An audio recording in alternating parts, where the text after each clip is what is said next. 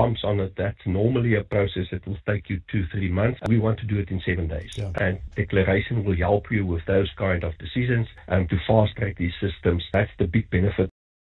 Residents have been urged to reduce water consumption to 50 litres per person per day. Bradell says the aim is to integrate lessons learned in Cape Town's Day Zero, adding that Cape Townians today use less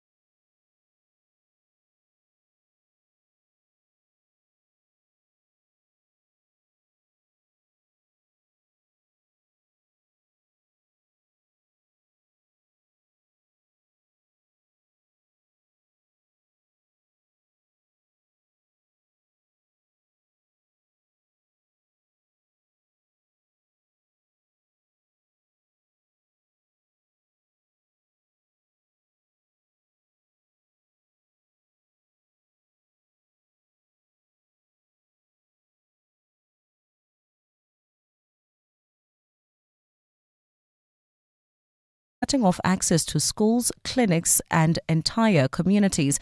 Mungezi Koko has more. The disruption comes as the South African Weather Service maintains an orange level 9 warning for the province, with heavy rain expected to continue for at least the next 3 days. The ripple effect has been widespread, with schools remaining shut on the first day of the academic year and matriculants unable to collect crucial documents needed for tertiary applications. Former Giani High School learner Hangwani Matosi says the delay has left his future uncertain. They closed the gate for us. I'm disappointed because I planned all my day. From here, if I collected my statement, I won't be able to go to apply in a college. The provincial Cocta department says damage assessments are underway as it seeks to secure emergency funding and assistance from national government. Mongezi Koko, Eyewitness News, Giani. Former Acting Police Commissioner Khomotso Phahlane says his suspension by the then Police Minister Fikile Mbalula was not legal. Phahlane says his suspension was not based on any law and he should have never been asked to step aside by Mbalula in 2017. Phahlane was suspended in connection with a blue lights tender and allegations of procurement fraud.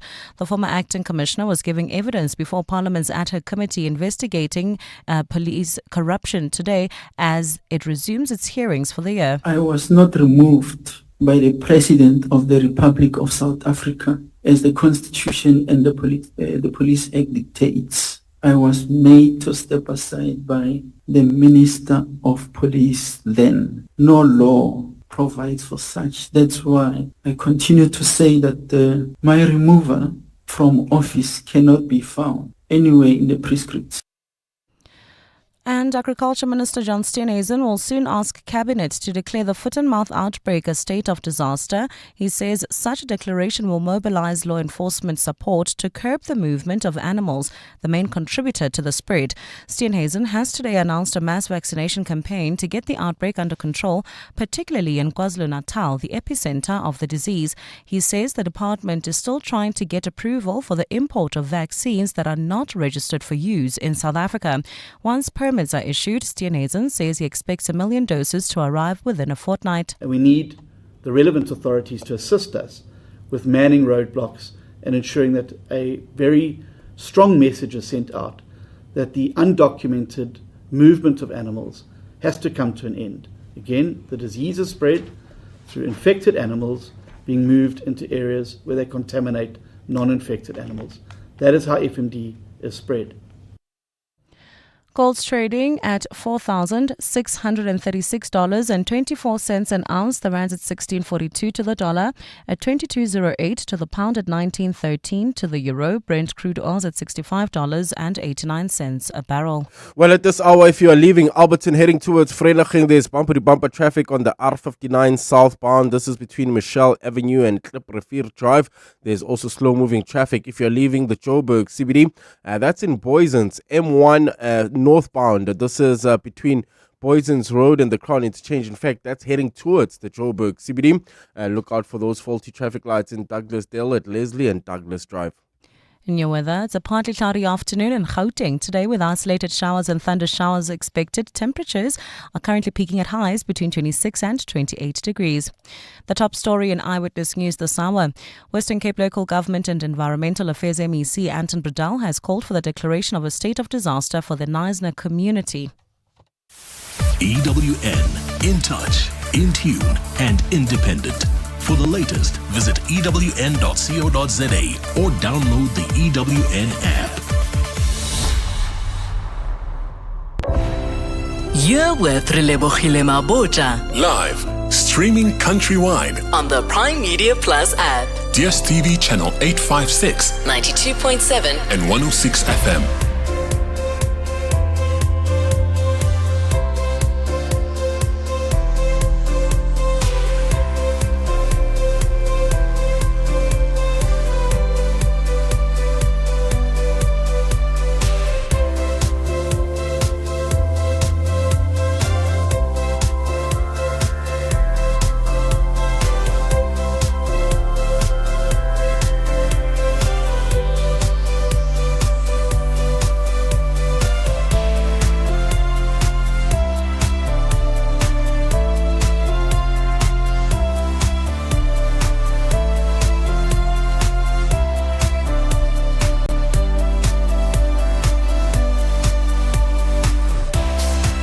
Nine minutes after 1 o'clock. Welcome 702 Afternoons with me, Relebogile Mabotja, on this Wednesday, the 14th of January. Such a pleasure to be in your company.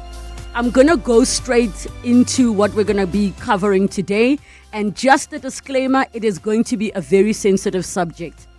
But there are photos circulating of a young matriculant who, it is being shared, has taken her own life. And it was not just the photo that was posted, it was also her suicide note. Now, this really got me wondering, what is the support that is missing? What is it that we are missing as a society? Because it's not just the stuff that we speak about of what should the school be doing, what should parents be doing. I think there's something missing, and I'm definitely going to share a story with all of you about some of the challenges that matriculants seem to face. And I will share as well, not the suicide note per se, but in essence what it says and shares. In our finance feature, we're going to talk about making 2026 the year of smarter credit choices, because indeed, that is what we need to be doing. We'll be joined by Jaco van Jaarsveld, who is a Chief Strategy and Innovation Officer at Experian, for that conversation. Then we wrap up with a masterclass in this hour. We'll be joined by Dr. Daniela Gounder, Director at Skin Recode. We're going to talk about how stress is aging our skin differently, and we'll also touch on the skincare trends for 2026. So get in touch with us 011 883 0702. SMS us 31702. Tweet at Relebogile M at Radio 702 using the hashtag 702 afternoons and the WhatsApp line 072 702 1702. 702 Afternoons With Relebogile Mabotja. on 702. Let's walk the talk.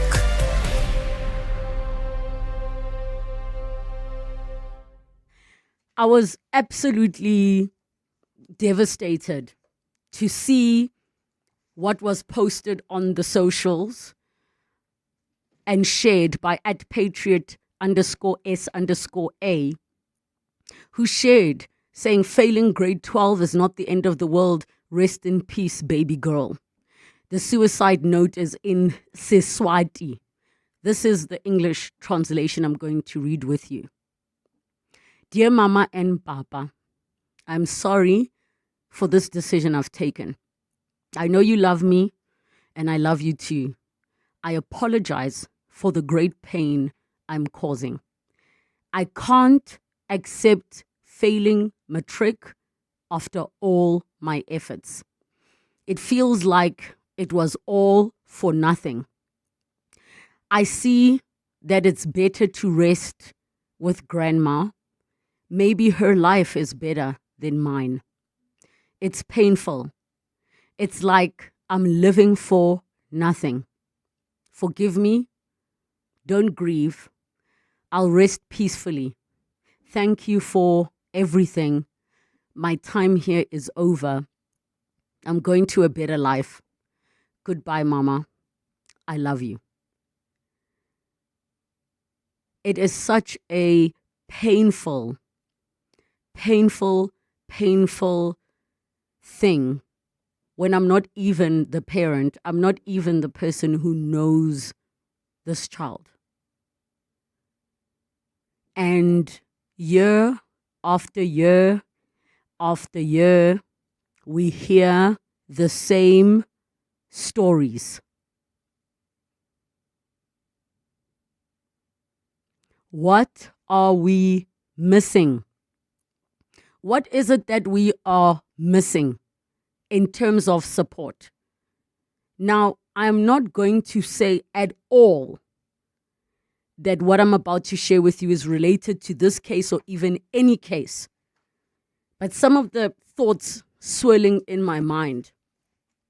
There's this young lady, and I wish I could credit her, who shared her story on TikTok.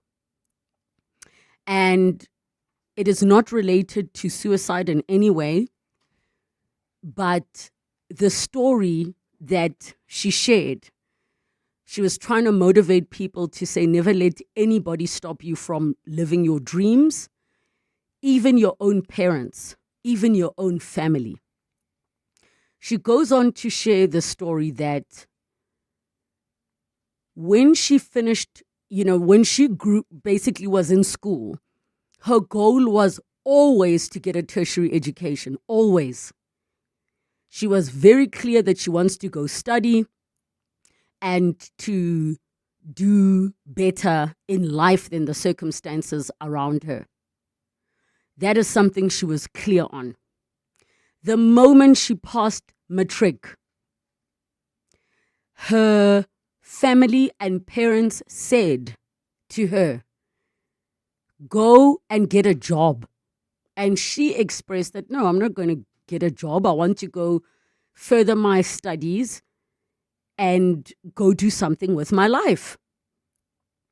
And she started to explain that, their circumstances are not amazing.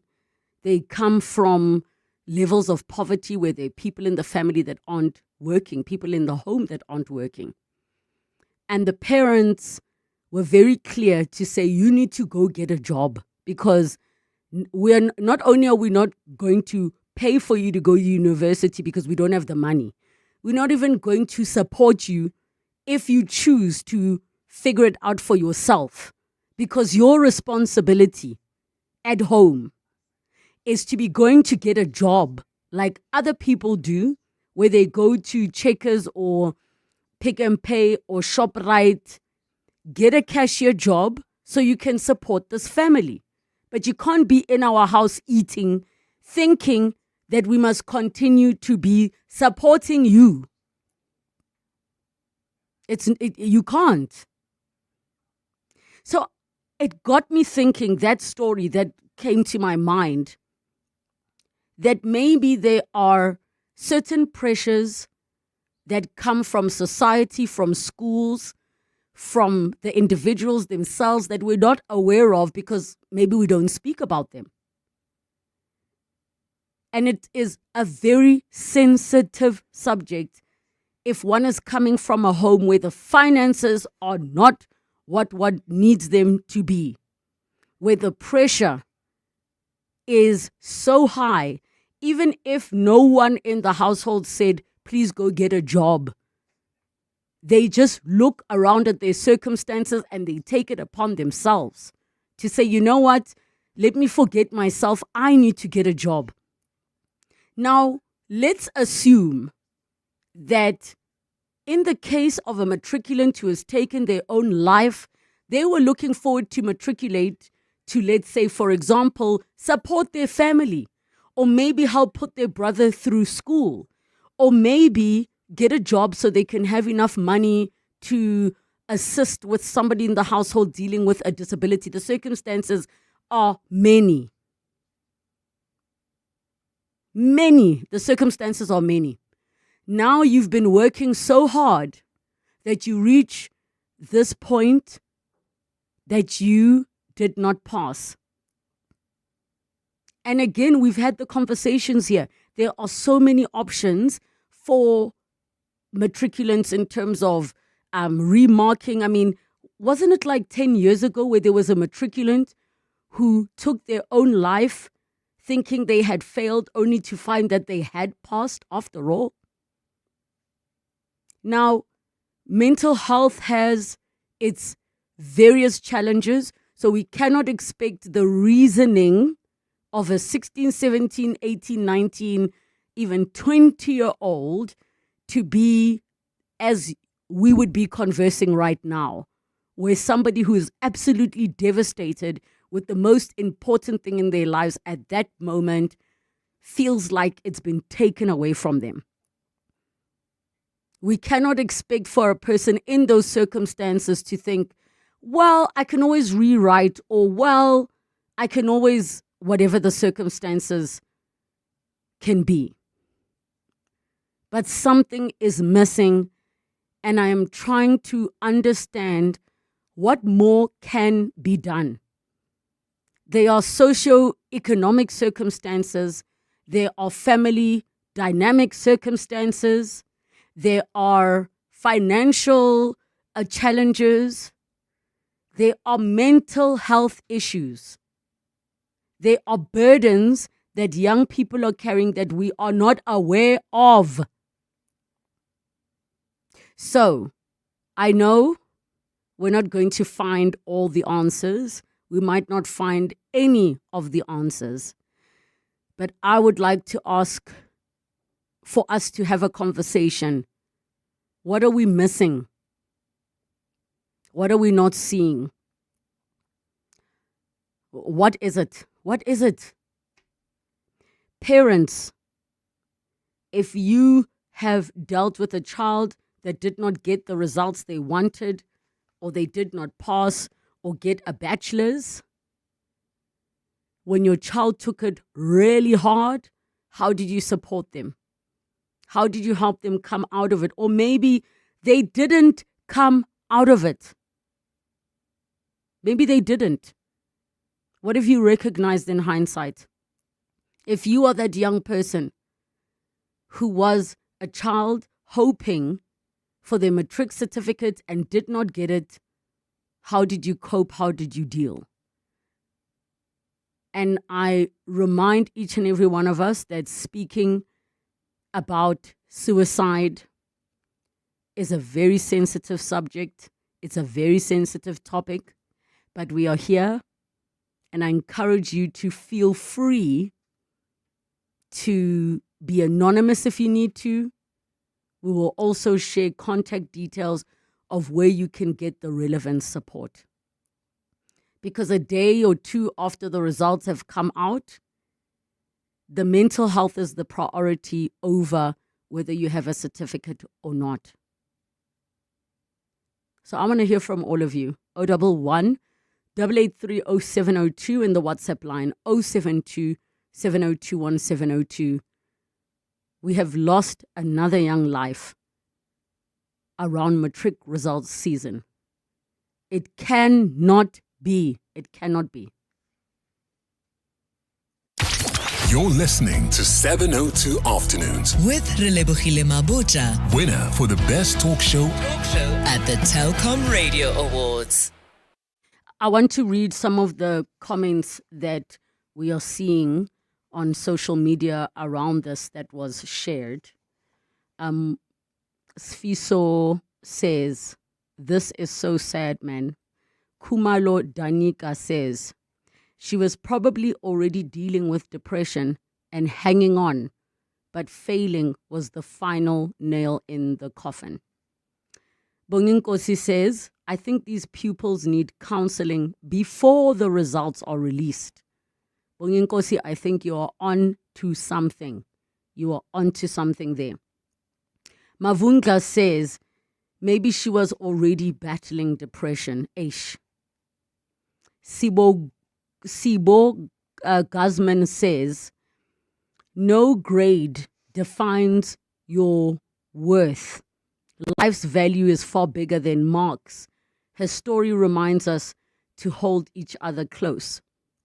McLionheart 17 says, this should be a lesson to every parent. We need to tell our kids that failing is not the end of the world. Problem with us African parents, we tell our kids that there will be failures in life when they don't pass and put fear in them. At 325C_K said, it's important to talk to our kids and remind them that failing is not the end of the world. Condolences to the family. So some are alluding to a possible existing mental health challenge like depression. We don't know what the circumstances are, but I definitely think that there is something maybe we are missing, and something that somebody listening, one of you listening, has experienced that can share. On the WhatsApp line, I would encourage parents to be clued up about options available for when you didn't pass matric or grade 12. How or where to rewrite, how long it takes, online, in person. Give your child all that information after they are done with exams so that they know a pass is not the only way forward. I wish schools could do that also. Instead, educate both parents and learners. Max Mkonto on Facebook says it's very difficult to assess such behavior from a student. I wish it could have been noticed early. Condolences to her family. It is so difficult to detach emotional feelings to the student. Very, very sad, Max. Michael says, non-judgmental and offering strong support groups around communities is what is missing. I'm curious to the parents, because it's a fine road, right? When you're trying to discipline your child and encourage them to do better in terms of the language that you use when you speak to your child. So it's very easy to say to a child, if you don't study, you're going to end up like Sbanibani. If you don't study, you won't pass, and then this will happen, right? And I don't think that parents say that from an ill-meaning place. I think parents do the best that they can. Generally, we do know that there are those parents who spew hate and abuse towards their children psychologically. But you do get those words that slip out because it's what you've heard, but also because maybe you are frustrated and you are trying to really show this child how seriously they need to take this moment in their lives. So you might say certain things. There might even be threats there to say, well, if you don't pass, because maybe you're at your wit's end, having supported and dealt with maybe a non-pass prior, to say after this, like, we're done, you're going to have to move out and figure your life out. We don't know. Maybe it is in the way we speak, or is there something that is being communicated by society as a whole? Because matric finals are serious, but they are not that deep. They are serious, but they are not that deep. And I don't want to be those people who are like, it's not that deep. You can just continue your life without a matric certificate. No. But failing really is not the end of the world. It really, really is not the end of the world. I'm not even sure what to say, but my heart is really, really sore in a situation like this, because I'm trying to figure out, what can one do if we as adults ourselves struggle with mental health issues? If we hear of people taking their lives as is, grown folks who know about hindsight, grown folks who have been through the ringer and still survived. What of these young kids? I'm not even sure. I really, really am not even sure.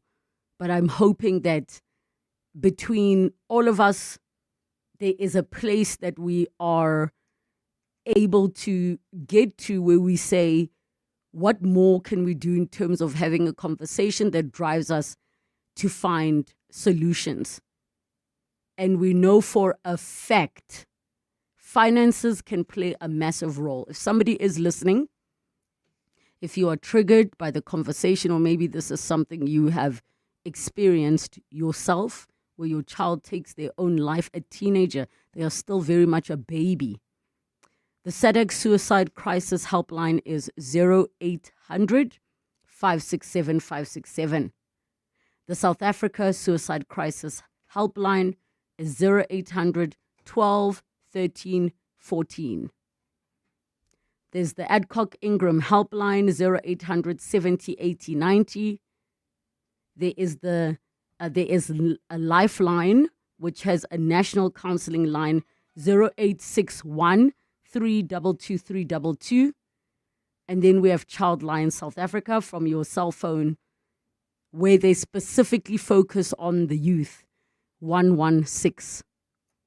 116 is the number that you are able to call, because I also do recognize that some of these conversations are hard to listen to, and it isn't easy. It's a very painful thing. Olisi on my TikTok live says, my sister, we as South Africans like to talk without action. Well, what is the action? That is the conversation. What is the action? This platform allows us not just to talk, but we also get to walk the talk, because that's what we do here at 702. Majolo says, I wish the department could bring a bridging course for kids to be able to be identified where they best are at. Okay? I'm very curious as to what you have in mind in terms of that kind of bridging course. The person who calls themselves the Short Queen says, condolences to the family. Peace and grace, may God be with them. Indeed. What a painful, painful, painful thing. We'll read more of your messages and continue when we come back from the news. It's 1:30. Time for your latest Eyewitness News headlines. Good afternoon. Thanks, Relebogile. Good afternoon. We begin in Limpopo, where torrential flooding in the province is preventing some matriculants in parts of the province from collecting their National Senior Certificate results. The disruptions come as thousands of learners across the province prepare for the start of their university academic year amid ongoing severe weather conditions. The Mopani and Vembe districts are among the worst affected, with flooded roads with submerged bridges cutting off access to schools, clinics and entire communities. In the Western Cape, at least 100,000 hectares of land have been lost to wildfires throughout the province. Local government MEC Anton Bredell says the 17 million rand fire season budget has been completely exhausted and the internal budget adjustments are being made. He says research conducted by the department found that 80% of fires result from ignorance. And the Agriculture Department plans to vaccinate at least 80% of the country's cattle population against foot and mouth disease within a year. Minister John Steenhuisen has today announced a mass vaccination campaign with the aim of reaching FMD-free status within a decade. Those are the headlines. More Eyewitness News at 2 o'clock or as it happens. EWN Traffic. Well, at this stage, if you're leaving Alberton heading towards Soweto, it looks like there's an accident scene. This is on the N12 westbound approaching Southgate. This is heading towards the Uncle Charlie's interchange. So that road has been closed off to traffic, it seems. This is traveling towards the Deep Kloof interchange. Delays already from Xavier Road. So avoid that route if you can, or if you are on that route, please let me know what's going on. You can WhatsApp us on 072-702-1702. We are also on X at EWN Traffic. You can also SMS us on 31702. In Alberton, this is traveling towards Vereeniging. There's also an accident scene. This is on the R59 southbound between Swartkopies and Kliprivier Drive. Also bumper-to-bumper traffic. This is if you are heading towards the Joburg CBD. On the M1 northbound through Boysons, between Boysons Road and the Crown Interchange. If you come across any other traffic issues, please WhatsApp us on 072-702-1702.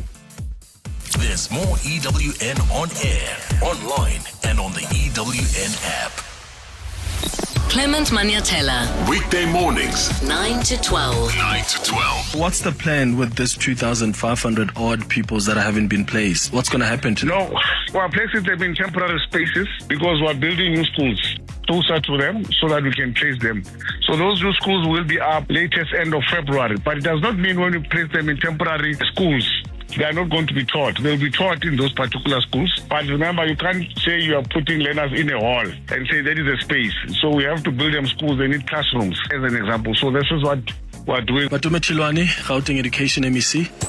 Clements Maniatella. 9 to 12 on 702.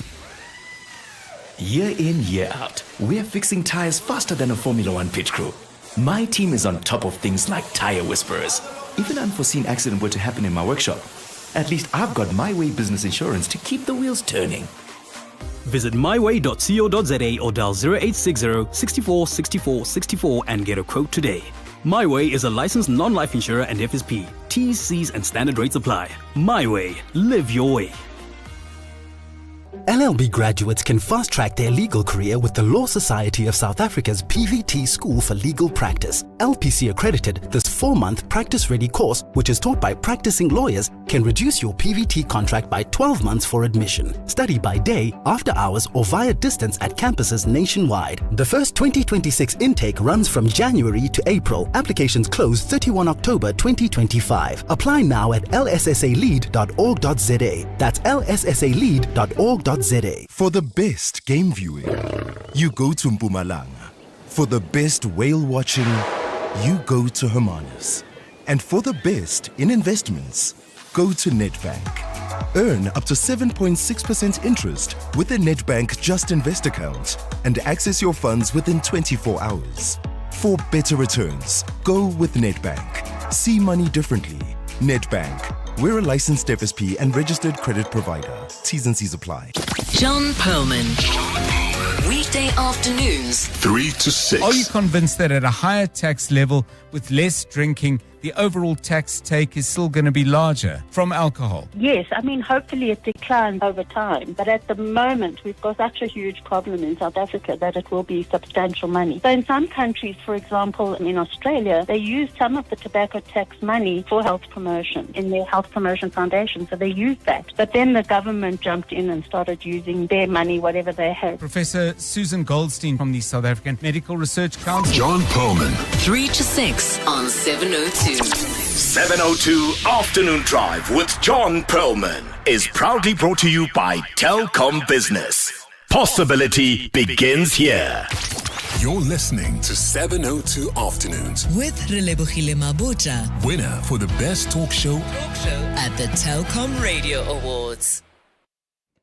It is 24 minutes to 2 o'clock, and we are having a conversation around the matriculants who don't make it the way that they want to with their finals and end up taking their own lives. And I'm asking the question, what more can we do? The information, I feel, is shared in certain ways, but we also can't assume that everybody lives listening to the radio. We also can't assume that people live going on to social media to see that there are opportunities to rewrite, there are opportunities to do bridging, there are opportunities to do a whole lot of other things. It was either on Monday or just yesterday, where it was Monday, where a mother called absolutely frustrated because her child had not passed a few times, and you could hear the heartache in her voice about all of these things. And she shared that I didn't even know that you could get an NFQ 3-year course that basically is equivalent to a matric. I wasn't even aware of that. But this information gets shared. So I'm asking of all of you, what is it that we can do? What can we do to support the young people writing, considering home circumstances, finances, considering the challenges and the pressures that they face, not just with peers, but just in jail. Life is a lot at the moment. It really, really is a lot. It really is a lot. And I think maybe there's something to be said about how we as adults do say that, you know, not passing your matric is not the end of the world, without realizing and remembering that passing their matric was their entire world. At the time, that was everything. That was everything. And now it's not there. Now it isn't there. So I'm going to read again all of the mental health support, especially if you find yourself in a situation like this one. And you can head over to the South African Depression and Anxiety Group Suicide Crisis Helpline, 0800 567 567. South Africa Suicide Crisis Helpline, 0800 12 13 14. They're so easy to remember.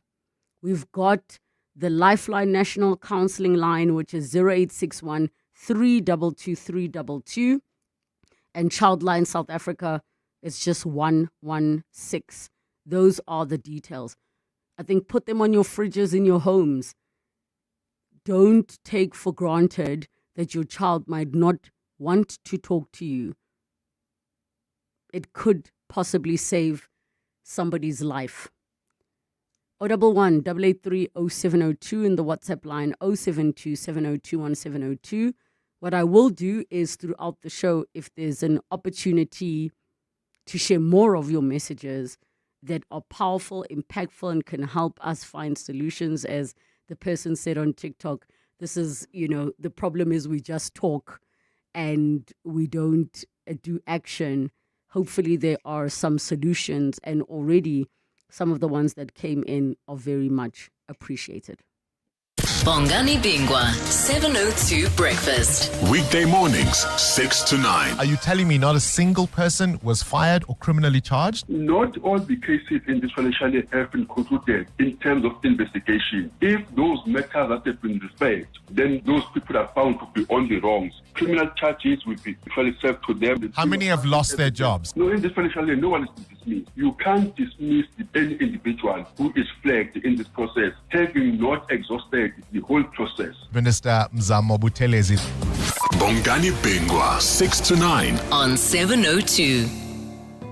Clientele is here to safeguard you and your family with compassion because life happens. Be part of a family that truly cares. Our funeral dignity plans have helped South Africans bury their loved ones with dignity for more than 30 years. Let us help you create a meaningful tribute that honors your life and those of your loved ones. We pay out within 24 hours and you will get double accident cover with a Clientele funeral plan. Our plans are affordable. Pick the option that suits your needs. It's easy to apply. No medical examinations and no paperwork. SMS funeral to 31586. That's 31586. Clientele Life is an authorized FSP and licensed life insurer. T's and C's online. Standard rates apply. This festive, turn your family meetings into family eatings with the Nando's Festive Fill-Up Meal. A full flame grilled chicken, 2 sharing sides, 4 cheesy rissoles, 2 Cabo Societies, 2 Nando's rolls, and a 1.5-liter Coca-Cola for only $3.99 to enjoy at your place. And if your family meeting is at our place, get 40 Rand off. Nando's. Oh, what a place. To walk the talk is to turn words into meaningful actions. And it's what we at 702 are committed to doing every day. We are also committed to following the rules set out by the Broadcasting Complaints Commission's Code of Conduct. To give you balanced programming, fair comments, and accurate news. But if we stumble along the way and you feel we are not living up to the code, let us know on comment@702.co.za. And if after that you're still not happy, you can direct your complaint in writing to the Broadcasting Complaints Commission. Email bccsa@nabsa.co.za. For more, visit bccsa.co.za. What's up? Why is there a horse in your driveway? You right, Savvy. Why drive a Mustang when you can ride one? What the missus say? Well, she had a bit of a long face, but now she's stable. If you need a backup plan, We Buy Cars can sort you out. Nah, Savvy, this thing is eco-chic. Stop horsing around, cowboy. Rather get one of these from We Buy Cars. What's the horsepower on that thing? More than one, Dorf. More than one. Don't be Dorf, be savvy. We Buy Cars, geared for adventure, geared for you. The Money Show. Weekday evenings at 6. What kind of crimes are you talking about here? Is it mostly the kind of hacking attacks that other industries suffer from as well? Cyber attacks that are more fraud-related types, just probably from a revenue and service disruptions, can affect the network operators, but also can affect the customers as well. Thokozani Mbalase, the CEO of the Communication Risk Information Center. The Money Show on 702. Let's walk the talk. The Money Show, Stephen Curtis, is brought to you by ABSA CIB. Invested in your story because your story matters. ABSA is an authorized FSP and registered credit provider. 702. 702. Finance feature. 17 minutes to 2 o'clock. We jump into our finance feature as we talk about making 2026 the year of smarter credit choices. We're joined by Jaco van Jaarsveld, Chief Strategy and Innovation Officer at Experian, and we take your calls with your comments and questions on 011-883-0702 and the WhatsApp line 072-702-1702. Jaco, welcome to the show. Thank you so much for joining us. Thank you very much for having me, Relebogile.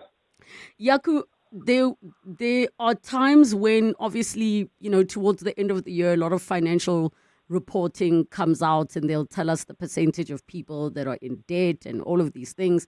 And you'll see comments from people saying, cancel all your debt, don't have credit cards, cancel credit cards, cancel this, cancel that. But we also hear of the theory that there's a concept called good credit. Can you maybe explain the absolute basics of what that means and the types of credit? Which are the ones that are good and which are the ones that maybe are risky? Sure. I think the simple answer to that is anything that can be wealth creating or beneficial to you from a needs perspective, it can be deemed good as long as you can afford it and you responsibly manage it. So in the end of the day, what good credit is any form of funding that you acquire via a loan or a funding mechanism if you're a small business that is complementary to you or your family and beneficial to the needs that you have as a family. I think where it crosses the line is where credit is taken up for want that's not necessary, and then potentially results in situations where you could have access to too much credit that is caused by wants that is not value creating or beneficial to you as a family. And as a result, that then impacts on your ability to repay that credit, which has a negative impact on your credit report and such, your credit scores. And when your credit score is negatively impacted, fewer entities will lend money to you when you need it for valid needs in the future, and that whole spiral just gets out of control. So I think the gist of it is credit isn't necessarily bad. Credit is not a bad thing if it is used responsibly and for the purpose of either creating wealth by acquiring assets that is wealth creating, or if it is used for services that's needed for you to better your or your family's future. So maybe just off of something that you said, which was, maybe it's also not a good idea if a person has access to too much credit. But if is the real issue the access to too much credit, or more of knowing yourself and your relationship with money? I think it is you having your relationship with money and controlling it yourself. Because I think in the end of the day, if you think about what happened post-COVID in South Africa, the number of people that was good from a credit perspective completely changed from new entrants to the credit providers focusing on those that had credit already, simply because access to new entrants into the market was limited due to, for instance, the retail environment where they closed stores and people couldn't go in and apply. We didn't have online application at the scale that we have it today because we weren't digital at the time, etc. So a big focus was then on those that had credit. And the reason that credit providers would typically prefer people that have credit is because you've got a payment history that is used to determine your future payment willingness or ability. So effectively, the way that works is your historic payment performance on credit accounts is used to calculate a 3-digit score, and that 3-digit score is basically a simple indicator or a passport to future credit, if I can say it in that way. So what happened post-COVID is a lot of consumers that had credit got offered more credit, because they were the target for credit providers, because they knew how they performed with credit they had. And what happened there is, because typically your people that have credit and those that managed it accordingly, managed it well, started getting more and more credit and got into situations. We can see it now. We can see the top end of the market, your top 12.5% of your consumers from the experience segmentation product that we use called financial affluence segmentation. The top 12%, which is made up of your luxury living and your aspirational achievers category of the market, controls or holds 85% or 1.8 trillion rand of total outstanding debt, is in the hands of 12.5%, 30% of the market. And that is because home loans is predominantly issued to the top end of the market due to their ability from a affordability perspective and their high credit scores.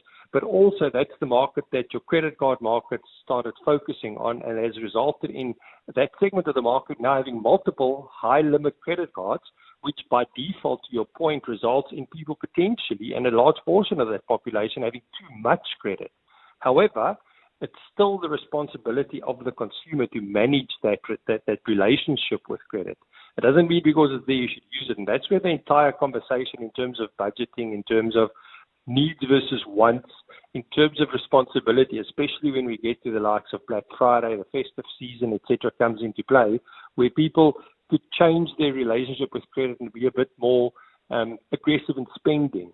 That is when it's incredibly important to, when you have access to too much credit, like we've seen in the market today, that on a big segment of the market, that people manage it responsibly as individuals. Can we touch on what you said about the credit for the wealth creation? Help us understand what you mean by all of that.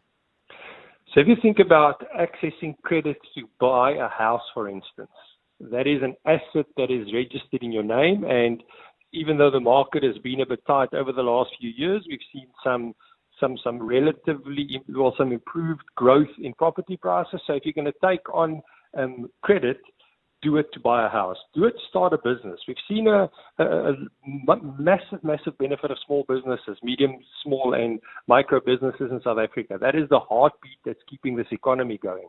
Use funding to grow that business. The net effect of that is additional employment. You create employment for more people can afford credit, more people enter the credit market, more people can access to funding, and that funding is then wealth creating. That is beneficial credit. That said, not all people will qualify for that type of funding or that type of credit and would need unsecured credit products such as home loans, personal loans, credit cards and personal loans. In that case, it's still beneficial if used for a need as opposed to a want. And therefore, it is, as long as I said at the onset, is when you access credit, make sure you use it for something that is going to be beneficial to you, either wealth creating or to the benefit of your family, acquiring school clothes, paying for education, etc. That is important, and avoid the sporadic or the emotional Temu and Shein shopping spree. that is a bit. I struggle with that with my daughters all the time. To say there's a big difference between a need and a want. Needing something on Shein is not a need. That is a want. And that is the educational component one. Yaku, before you even said you struggle with your daughters, I was going to say this sounds so personal. Yeah, there's a number of things when you have a debate around economics, and the first thing that comes up is if I was in business, I would spend all my money on Cotton On because it's a great business. And I go, do you know why it's a great business? Because of people like you. And then I'd rather own the share than spend the money. I get you. So then let me ask you this question. Because if somebody's listening and they're like, well, I saved up money to get, to buy a property, and they told me I have no credit, my credit score's low because I have no credit history.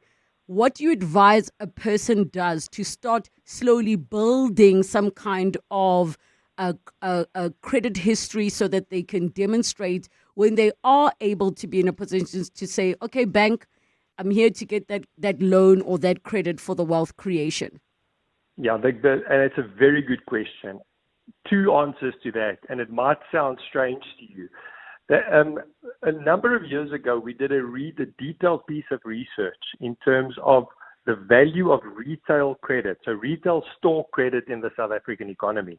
And what we saw, looking at 132 million accounts opened for 30 million consumers over a 5-year period, and we looked at what happened to them post the opening of that retail store card. And one can argue exactly the same for low limit credit cards. So a starter credit card with any of the banks that offer those products. What that resulted in was that almost 75% of people that started with small limit retail store cards, and in today's world where the banks would offer starter credit cards, 75% of those people went on to secured lending products and other banking products, from retail to banking, and about 40% of them ended up accessing home loans over that period. And all that they used was, to the benefit of the consumer, was a very, very small credit facility, a small limit, 500 Rand, 1,000 Rand, and proved that when used and paid every single month, your credit score, you start building up a credit score. Because effectively all a credit score is, it says, do you have a credit account, irrespective of what account it is? You have a minimum installment every month. Do you pay the minimum or slightly more or slightly less, irrespective of what you pay? It looks at your monthly payments. And as you make your monthly payments 6 months after opening that account, you'll immediately have a credit score. So after 6 months of correct payments of that account, starting with a small credit facility at a retailer or a credit card, you will have a credit score. The next thing that the banks would typically look at then is, because that shows intent and it shows behavior. That score will then translate into them taking more risk. They'll say, right, I will now offer this individual a vehicle loan, for instance, or a small home loan with a small deposit. The key thing is, do not be afraid to start with a small credit limit. In the US, for instance, the one thing kids are taught at university, at school, is you need to build your credit score, because your credit score is your passport to owning a home in the future. And the way you do it is start with a small facility, pay it perfectly every single month, build that credit score, because that credit score is your passport to bigger accessing bigger loans like home loans and vehicle loans in future.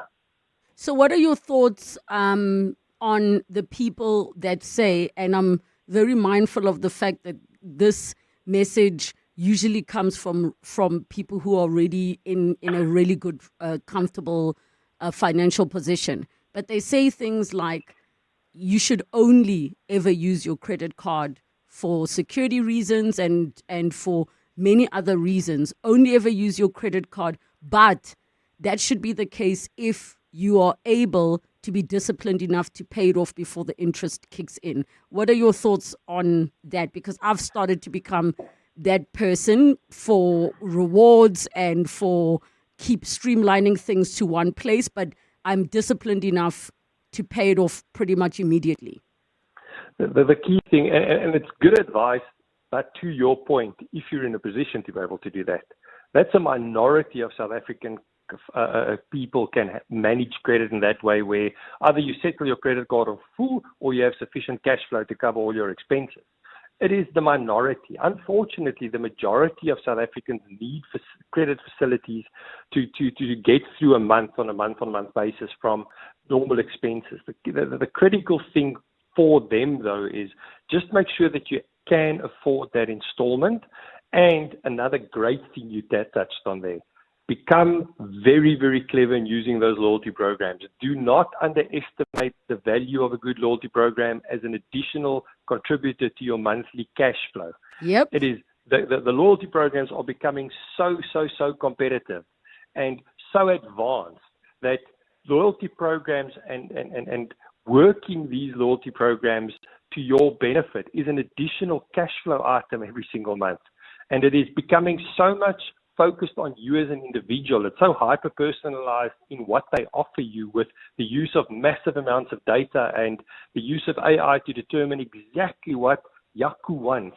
And it becomes so personal that if you use it to your benefit, it's another cash flow item. So I agree. I would always say to people that is in the beneficial position of not having to use credit, don't.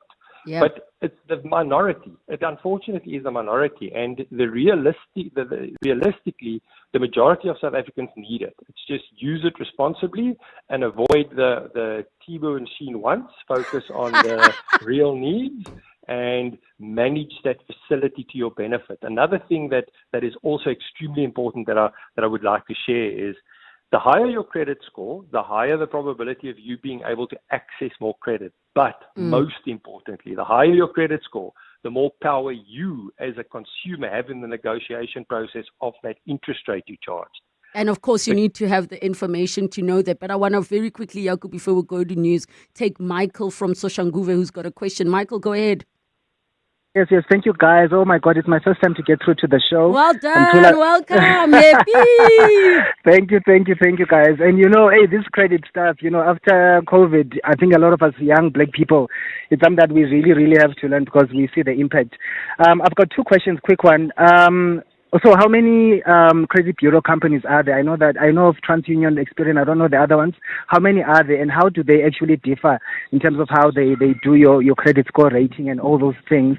And then my second question is, because I was... Michael, I would love to take it, but I literally have 30 seconds before news. So let's prioritize your first question, which is how many credit bureaus are there and how do they differ when it comes to how they score, Yaku? There's more than 5 credit bureaus out there, and all of them have a different score. So they calculate scores very differently. They own build their in-house score. So what I can always advise to consumers is get your credit report from every credit bureau. So when you apply for credit, go make sure you know which credit bureau is the credit supplier or is the supplier of services to that credit provider, and access that credit report and go see how that score works. Unfortunately, it's not a one-size-fits-all. Yaku, I feel like we'll be talking again quite soon because conversations like this are ongoing. Thank you so much for your time. In the next hour of the show, we're going to be having a masterclass on how stress is aging our skin differently. And we'll also touch on skincare trends for 2026. It's 2:00. This is EWN. Good afternoon, I'm Maki Molapo. Parents seeking placement for their children at the Morningside District Office have broken out in anger at Education Department officials after spending the morning in long queues. As the 2026 academic year kicks off today, district offices around the province have been inundated by parents who are desperate for help. Many claim the online application system failed them even after they applied on time. Earlier, parents surrounded Gauteng Education spokesperson Steve Mabona demanding answers.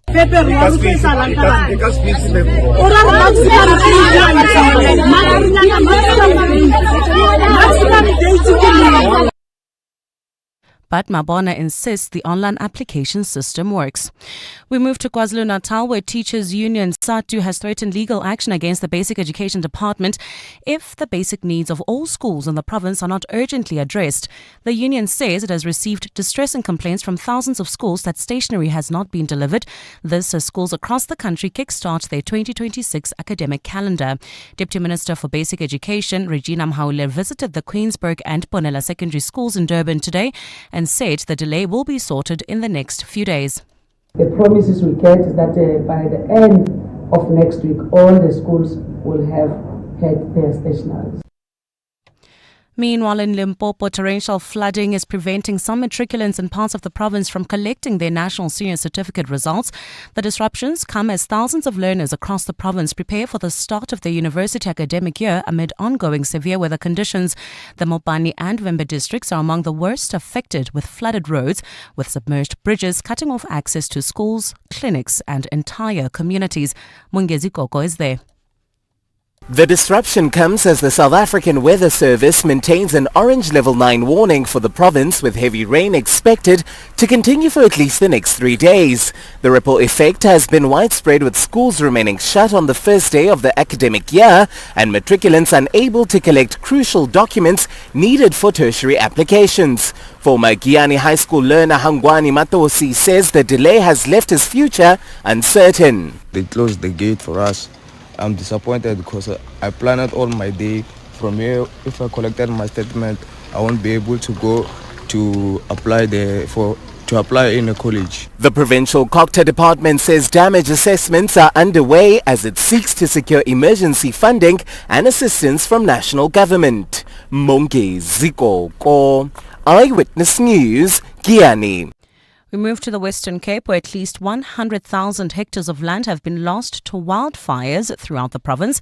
Local government MEC Anton Bredell says the 17 million rand fire season budget has been completely exhausted and internal budget adjustments are being made. He says research conducted by the department found that 80% of fires result from ignorance. People still throw out the cigarette out of the car window and we need to deal with that. So it's also a behavior thing. Just ignorance and neglect and don't understand your actions. Bredell says that since weather services predict below average rainfall for the next 3 months, the fire season is automatically extended. They cannot send these helicopters and planes back because they really help us a lot, they save lives, etc. But we need to understand that now, but because of climate change and so forth, we need to extend our fire season. And the Agriculture Department plans to vaccinate at least 80% of the country's cattle population against foot and mouth disease within a year. Minister John Steenhuisen has today announced a mass vaccination campaign with the aim of reaching FMD-free status within a decade. Steenhuisen says he will soon ask Cabinet to declare the outbreak a state of disaster.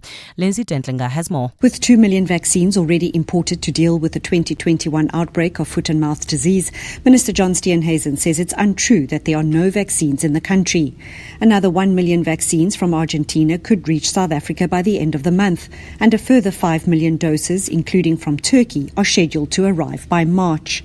But permits still have to be obtained from the SA Health Products Regulatory Authority to import vaccines not registered in South Africa. It was a big debate about whether to vaccinate or not. There was a lot of people in the sector who had different opinions. Steenhuisen says should Cabinet agree to declare the outbreak a disaster, it could help to curtail the unauthorised movement of livestock. We would not be dealing with the outbreaks in multiple locations if people were not moving animals in violation of the biosecurity regulations and laws that already exist. Steenhuisen adds that legislation will have to be tightened soon to help restrict the movement of infected animals.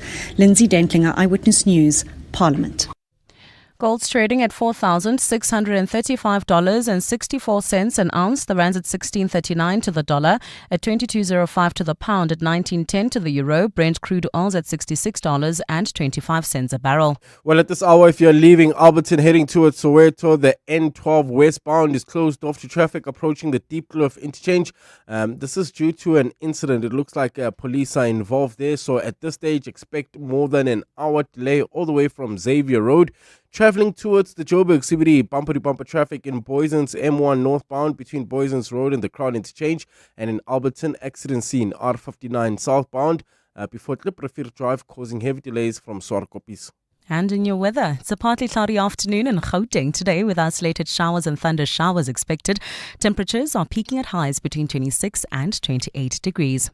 The top story in Eyewitness News this hour: parents seeking placement for their children at the Morningside District Office have broken out in anger at Education Department officials after spending the morning in long queues. EWN, in touch, in tune and independent.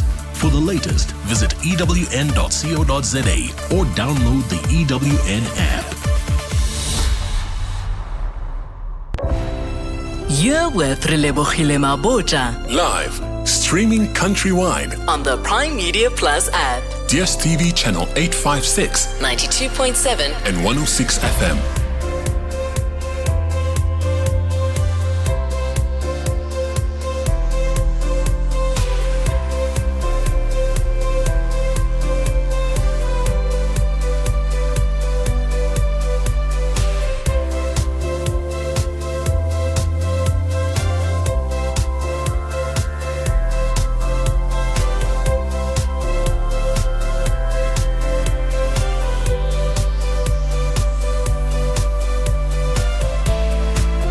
Minutes after 2 o'clock, the second and final hour of 7:02 afternoons with me, Relebogile Mabotja. Apologies, so many of your WhatsApps suddenly flooded in when we're done discussing the conversation at the top of the show around matriculants who take their own lives when they don't pass as results come out. And I was asking what can be done. There was one message that said, surely that child must have failed the prelims. UN 702, please drive the suggestion to have supply counseling before matric exams. I agree with you there. Another one says, most of the problem is we, the parents. The way we talk to our children is not good. Let's teach them the value of life. With life, you can achieve any of your goals in life. My heartfelt condolences to the family. Another one says, what I don't get is why the matric results are still being published. In my opinion, it's not entirely a true reflection of a student's capabilities, yet puts unnecessary pressure on the students who feel the world has come to an end if their results are not what they expected. Like they say, you can't judge a fish by its ability to climb a tree, and so many others. Another one says, I think life orientation subjects should be reshaped to teach and shape emotionally resilient students.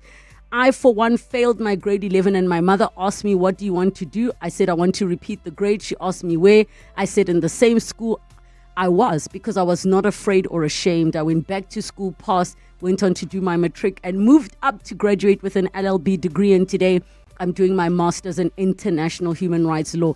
Children must be taught strength of the heart. And yes, not every child has a safe landing place. And the last one, Relebogile, this is so heartbreaking. I am crying. My question is, why must grade 12 learners fail at all? They've spent 12 years at school. They should all pass, full stop. Well, definitely a conversation to be had, but it does end up feeling to the child that everything in their life hangs on to this one paper, this one exam, that then their life is over when they don't pass, when they've done all the building for all the years. So I absolutely hear you. Thank you so much for all of your messages on that.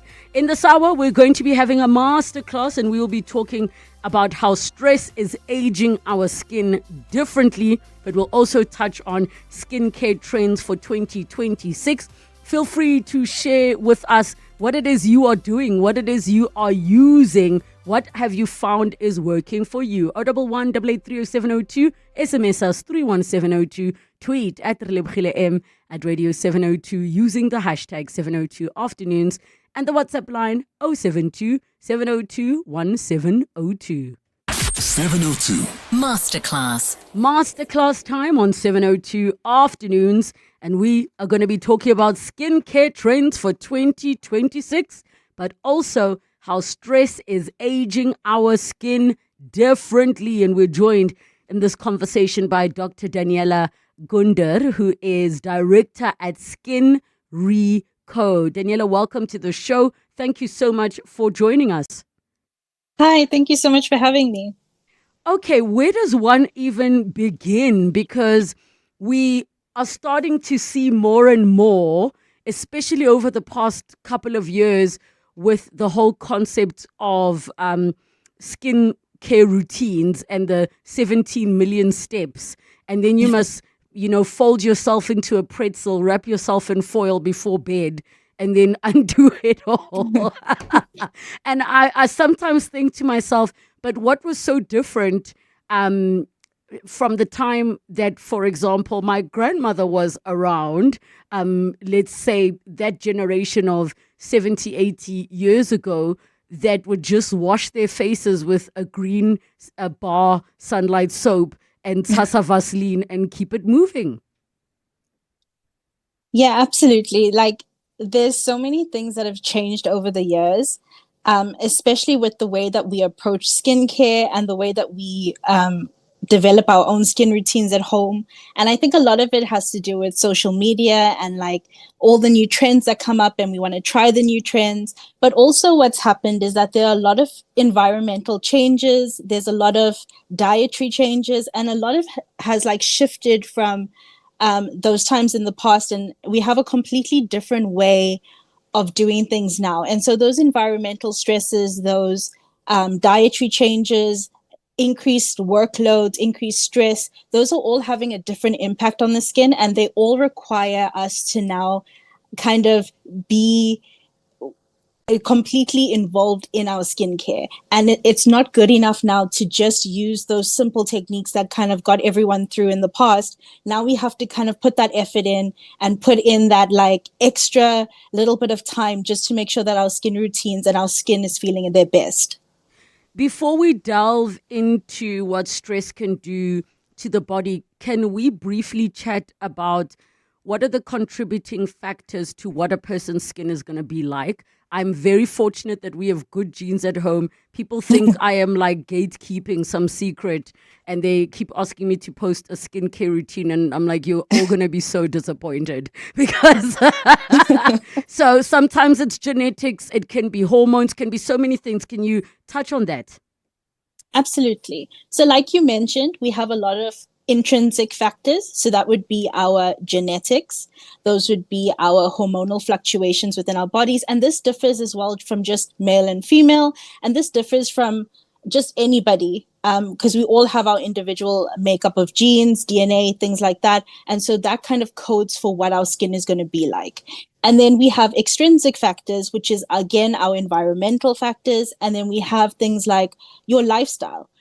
Do you work high workloads, very stressful environments, things like that? And so those are the contributing factors to what your skin is eventually going to look like. And that's what we look at when we do in a pre-assessment and when we kind of do a consultation processes when we analyze skin, because we want to know how do those different intrinsic and extrinsic factors kind of what's their interplay, how are they connected, and how are they having an impact on the skin. And so this comes up in different things: color of the skin, pigmentation, collagen levels, and sebum production. Those are all kind of genetic factors. They're also kind of exposed to the environment, and those are what kind of exacerbates those different factors that we have. So in terms of all of those things, and of course, things will evolve and change as more research and studies are done. Can we talk about stress and the fact that, when we think stress, we just automatically think, oh, my boss is upsetting me, or, oh, my wife is nagging me to wash the dishes. But stress is so much more than that, physiologically and in the body. Absolutely. So especially in terms of skin, There's been a lot of new research, and this is fairly recent, and it shows the relationship between mental well-being as well as the external skin condition. And this is termed the skin-brain axis. And this is supported by a lot of research that has come up recently. And so what this is this bidirectional relationship between skincare and, like I said, the mental well-being and your central nervous system. And so what happens is when we have those factors of stress, we're kind of creating this flight or fight response in our body, and our skin is reacting to those like chemical signals from the brain. Our skin is reacting to that. And sometimes we see that just in when we're nervous, we start flushing or we start sweating. Those are kind of demonstrates that skin brain axis where you're seeing your mental state being reflected onto your skin. And that's what we're extending into skincare and aesthetics, because we're starting to realize that the relationship between the skin and brain is so interconnected. And so there's a very profound effect that they have on each other. It's not a one-way relationship. Like I said, it's this bi-directional relationship. So when we see our mental well-being being affected, we see that on the skin, and vice versa, where we see the skin and chronic skin conditions or acne or things that we don't like on our skin, we start to have a negative mental impact. And those can come up in anxiety, it can come up in depression. And so we need to focus on the skin-brain axis when we start to move forward into our skincare consultations as well as our trends. Sure. And I was just thinking now, we didn't even talk about the importance of skin. So can we touch on that briefly, it being the largest organ in the body and why it's important that, you know, obviously there's the aesthetic part where we want our skin to look good, but for it to actually be healthy. Yeah. So skin is, in essence, a protective barrier. So what it is, it's the only organ that's actually exposed to external factors. So like I mentioned, the environment. And so as well as the fact that it has that constant communication with the central nervous system. So this is an extremely large organ, and it's a sensory organ. So it's picking up all these external factors, and it's trying to protect us against those stresses, those external factors, and it's trying to make sure that we are protected. So the main function of the skin is a protective barrier. And we need to make sure that in everything that we do, whether it's skincare, or just at-home routines, that we're preserving our skin barrier, that we make sure that it's functioning at its optimal level. And then the aesthetics part of it will come with that. Because once you have a protected barrier and your skin is functioning optimally, you will start to see the benefits reflected in the health of the skin as well. So what are some of the things that you look at to determine that skin is healthy? I know that there are certain places you can go to where they'll tell you your skin says you're 72 years old or those things. But things that we as the lay folks are able to pay attention to say, ooh, maybe my skin is not as healthy or as in good shape as I thought it was. So before you even start to seek that expert guidance where they use the fancy tools to kind of map your face out, it's always good to kind of have that knowledge at home as well when you're looking at yourself. So things like premature fine lines, where you know that you're young, but suddenly you're starting to see these kind of cracks in the skin. Is it dehydration? Is it premature aging? But we're starting to see those fine lines start coming up around, especially where we have expressions along our forehead, along our mouth, and along the eyes. And then we can see persistent dullness. So a lot of times people say that they're not glowing or they're just lacking that bit of luster in their skin, and then that's that persistent dullness. And I think sometimes people get so used to seeing their face that they don't pick up on the fine details of these things. And also we'll start to see unexpected breakouts. So if you've got acne already, but you're starting to see an increased quantity, or whether you don't have acne, but you're starting to see these little breakouts that happen. Dryness is also a really good indicator, because what happens with dryness is that the skin is dehydrated. It's also indicating maybe not adequate water intake, but it's also showing you that the barrier is now vulnerable to changes. And that changes come with increased sebum production. So the compensatory mechanism for skin would be to produce a whole lot of oil to keep the skin moist. And that's not what we want, because that oil starts to fill in the pores, you get breakouts, you get enlarged pores, and that's not really what we want. So those are things that you would look for. Those breakouts, those enlarged pores, excess oiliness that's not normal to your skin type, as well as just looking tired, the bags under the eyes, the puffiness, and things like that. Okay, so how then is stress aging our skin differently? So stress activates kind of a flight or fight response in the body. And so the whole body kind of takes that stressor and figures out what it needs to do with it. And because the brain and skin, like I mentioned, have that connection, when you kind of have that increased stress come up, and this can be acute stress or it can be chronic stress where there's just this long time feeling of stress that you have. That's that chronic stress. Or you can have those acute stresses where it's just this very quick boosts of stress. The skin and the brain interpret that as like almost an attack on the body. And so the body goes into protective mode, and you see that there's spikes in cortisol. There's spikes in your catecholamines, which are your flight or fight response hormones. And so what that does is that increases inflammation within the skin layers. And that's not what you want, because inflammation now is going to start damaging your barrier. It's going to break apart your collagen levels, your elastin.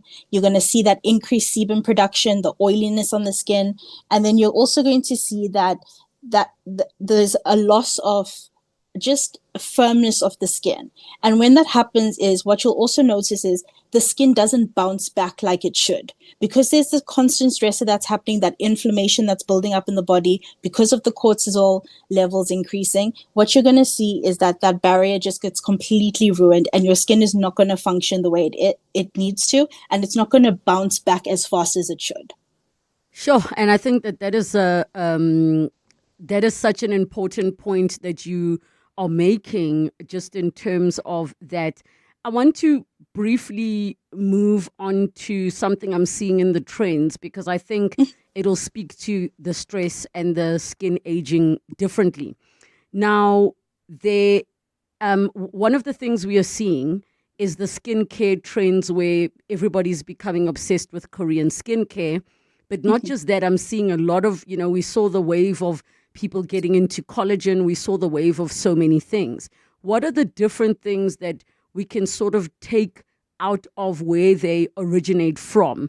So let's say if somebody's now switched to bone broths or whatever else it is, what are these things that we can pick out of some of the trends that we are seeing? Like, where do they originate from? Some of them are like ancient Korean practices, and what made them work that they're still relevant today?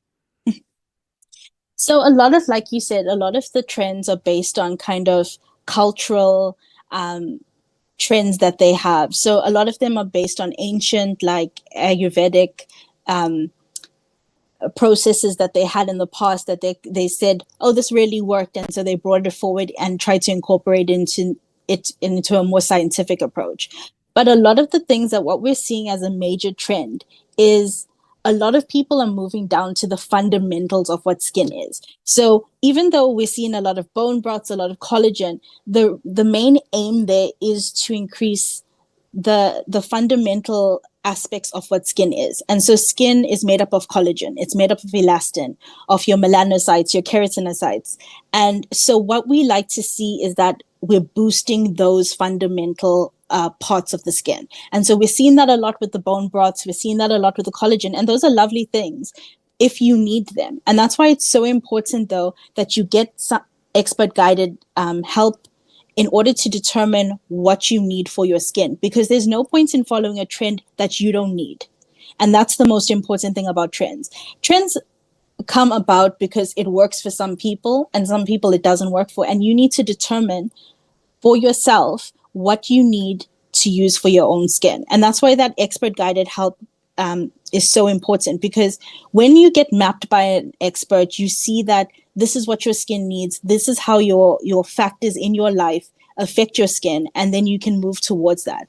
In 2026, we're seeing that move from those Korean 10-step regimens, and we're seeing a move into minimalism, which is actually a really great part of 2026 skincare, because those 10 steps, we're kind of streamlining it down to the most important products that you need. And so that also helps in people in stressful jobs, in stressful lives, kind of not be like, oh, I can't do this 10-step routine, so my skincare just has to like take a back seat. Now they can start incorporating these streamlined routines into their practices for better skin. In terms of what you are observing with the trends, what are the ones that, and I'm talking trends that have passed, what are the ones that are ones that must remain in the past? So the 10-step routines, I'm not a fan of. I do believe in using products that are necessary. So a lot of times we see with the 10-step routines, what's happening is that you're actually just damaging your barrier with the continuous application of hundreds of products, hundreds of serums. And at the same time, what's happening is you don't know if that serum is suitable for your skin. But because it's a trend in that little like 10-step regimen, you're kind of doing it. And that's what I really want to fall away. The other thing that I'm seeing is the use of injectables as aesthetics treatments. There's so much of new technology that's come about. And so that there should be a general move away from those invasive fillers, injectables, and a move towards more advanced tech. And so I think those are the two that I would want to move away from. Okay, injectables. So, you mentioned fillers. Those are your Botoxes. Those are all of those things that we're aware of. Yes, those would be and because you're injecting needles or you're injecting fillers, what's happening is you're invading into the skin. And what happens sometimes with fillers is that even though for the short term it looks lovely because you filled in the skin or the areas that you wanted filled, it's lovely, it looks great. What happens in the long term though is that you've stretched the skin out for a long period of time. And so the skin is unable to just quickly go back into its original position. And sometimes what happens, the filler doesn't just disappear, it migrates into different parts of the body or different parts of the face, and it might not get the intended look that you want. There's so much more advanced tech that's come out, like jet plasma, high intensity focused ultrasound that we can use that gives you that same result while actually boosting collagen levels. And that's what's going to give you that tighter, firmer look that you're actually after. Okay, and I think the previous one that you said that some of the things in steps, in the 10-step routines, might not be good for your skin. What would you say are the absolute basics that everybody needs for their skin, no matter who they are, and like what are the bare minimum things that everybody should be doing other than bathing? Because apparently some people need to be told that we need to wash daily. Yes, so we get this clinic a lot at this question a lot at Skin Recode. So a lot of people come in and they don't have an established routine and they don't know what to do. So I always say the one thing I always advocate for is sunscreen.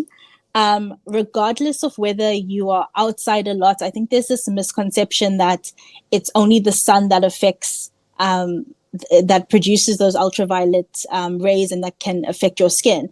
Whereas it's our laptops, our cell phones, those are all blue lights and those all cause damage to the skin. And so number one for me would be a sunblock for everyone. And I always have to emphasize that it's not just a once-off application. We have to put our sunblock on 20 minutes before we leave, and then we need to reapply at least every 2 hours. That's what makes the sunblock work the way that it should and provide the protection that it does. I'd also encourage people to use a cleanser. Another type of cleanser you would use would depend on, again, your skin type. Would depend on what exactly your skin needs in terms of its condition. And are you acne prone? Are you sensitive? Do you have aging skin, dehydration? So there's different things that you would kind of incorporate into the facial cleansers. And that's why, again, I say it's always great to have the knowledge, but also combine that with expert guidance. Go to places where you know that someone can kind of guide you into what you should be using. The other thing I like And I think if you want to see the most results, you get from your serum. So if you have a particular problem, such as acne or pigmentation, then a serum is really going to help you with that, even dehydration. So serums are important, and then a moisturizer. In terms of your routine, those 4 products can get you through anything, as long as you've individualized your routine to what your skin needs. We need to head over to the news, but we'll continue the conversation when we come back. 011 883 0702, the WhatsApp line 072 702 1702. It's 2:30. Time for your latest Eyewitness News headlines. Good afternoon. Good afternoon. Thanks, Relebogile. Good afternoon. We begin in Limpopo, where patients in Mapayeni village on the outskirts of Giyani are being turned away after flooding forced the closure of a local clinic, leaving the chronically ill without access to vital medication. The closure comes as persistent heavy rains continue to disrupt daily life across parts of the province, with basic services in some communities brought to a halt. Roads and bridges leading to the clinic have been submerged, making it impossible for both staff and patients to reach the facility. And parents seeking placement for their children at the Morningside District Office have broken out in anger at Education Department officials after spending the morning in long queues.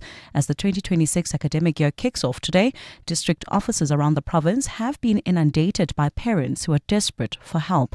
Many claim the online application system failed them even after they applied on time. And the ANC has welcomed the removal of South Africa from the European Union's list of high-risk country jurisdictions. This list pertains to countries with weak systems for detecting illicit financial flows and poses a negative impact on trade with EU markets. Those are the headlines. This Eyewitness News and more at 3 o'clock or as it happens. EWN Traffic. Well, if you're leaving Alberton heading towards Soweto, the N12 westbound remains closed off to traffic. That's approaching the Deep Kloof interchange due to an incident. It's not clear what exactly is going on, but it looks like there's a police incident happening there. So expect more than a 2-hour delay all the way from Xavier Road. Traffic is completely at a standstill at this stage. Also, if you're traveling towards the Joburg CBD, there's slow-moving traffic. This is on the M1 northbound between Boysons Road and the Crown interchange. In Alberton, R59 southbound traveling towards Vereeniging. We also had that accident seen on the R59 southbound between Kliprivier and Swartkopies, slowing down traffic. And look out for those faulty traffic lights in the Sandton area at Grayston and the M1. If you come across any other traffic issues, please WhatsApp us on 072 702 1702.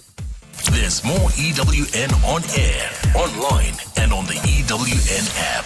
You can become a victim of a legal problem: wrongful arrest, assault, uncontested divorce, rental disputes, maintenance matters, or labor problems. It can happen to you. Clientele Legal provides tough professional lawyers for an affordable monthly premium. Our legal team is standing by to assist you 24 hours a day. Join today. SMS Legal to 48721. That's legal to 48721. Clientele General is an authorized FSP and licensed non-life insurer. T's and C's online. Standard rates apply. This year, Red Hill School celebrates the achievement of our class of 2025. Our IEB students achieved a record average of 4.3 distinctions per candidate, the strongest results in our school's history. Our international baccalaureate students placed in the top 10% globally, well above the world average. Results like these don't happen by chance. They reflect dedicated students, committed teachers, and families who partner with the school. At Red Hill, excellence is never accidental. It's built together. Visit redhill.co.za for details. Kick off to glory with Hollywood Bets and Asi Shege be in the game. Go full speed ahead with the epic competition. You stand to win a share of 4 million rand in cash and prizes, including an all-new Toyota Corolla Cross. Bet 10 rand or more on any soccer fixture or fixtures online or at your nearest branch. Live life in the fast lane. Bet now for your chance to score.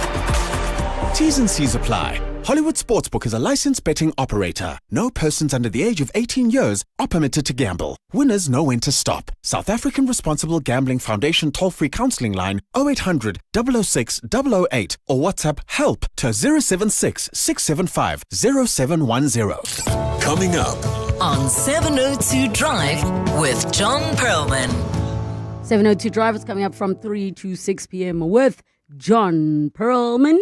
John, how are you doing? Doing well, thanks. How are you doing? And good afternoon to all the listeners. I am doing well. I'd like to find out if you have any thoughts on what maybe we might be missing when it comes to matriculants that take their own lives when they don't pass, be it in the home, be it in communities, be it at the school, in terms of the kind of support is needed. Because I just thought about the fact that maybe saying, well, matric is not the end of the world. Not passing is not the end of the world, but that might be invalidating a very real disappointment for somebody where matric is your whole world at that time. Yeah. You know, I'm going to be very guarded about this because it's not something I know a great deal about. Except I would say that deep depression and desperation of that kind is almost never, I would think, a single incident caused by a single thing. So it may well be that somebody who fails matric would see this as confirmation of a series of disappointments and a deep dismay that's been building over a long period of time. So to where your question started, what might we be missing is, I think, a whole succession of vulnerabilities and maybe little pleas to be noticed or helped or relieved of other kinds of pressures. But yeah, I would really want to defer to people who know more about it than me. But instinctively, that's where my mind would go. I loved the one suggestion which said wild, and I don't know if it's in the curriculum, but somebody said these types of subjects need to be in the life orientation curriculum. Another person says counseling should be, standard from the prelims even. Yeah. And another person said the language that is used by parents in the home. But I'm inclined to go with what you've shared to say it is hardly ever. It's actually more on the rare side that it is a single event decision. Yeah. Which many people have said as well. But I really was like, what are we not doing and what can we do? Because it always happens the day before matric finals, we start talking again. Yeah. It's not the end of the world, Yeah. da-da-da-da-da. And then results come out and then it's the same thing and then it's back to square one with a new group the next year. And maybe it's an ongoing conversation between parents and educators for us to be mindful of the gravity of something like this, because we all have different vulnerabilities and coping mechanisms. But thank you. I think what you shared is a super important and food for thought. What's coming up on your show today? So coming up on the show, obviously there's a new round of people going into school. There are grade 1s going into school for the first time, grade 8s going into high school for the very first time. And then there are the problems of people, particularly in Gauteng, who haven't yet got places in schools. We're going to talk to our reporter, Khumotso Modise, who's been out checking and chatting to parents who are waiting in queues to try and get these things resolved. She's got a very interesting take on what's going on, and I really recommend you hear what she's got to say. That's at 3:20.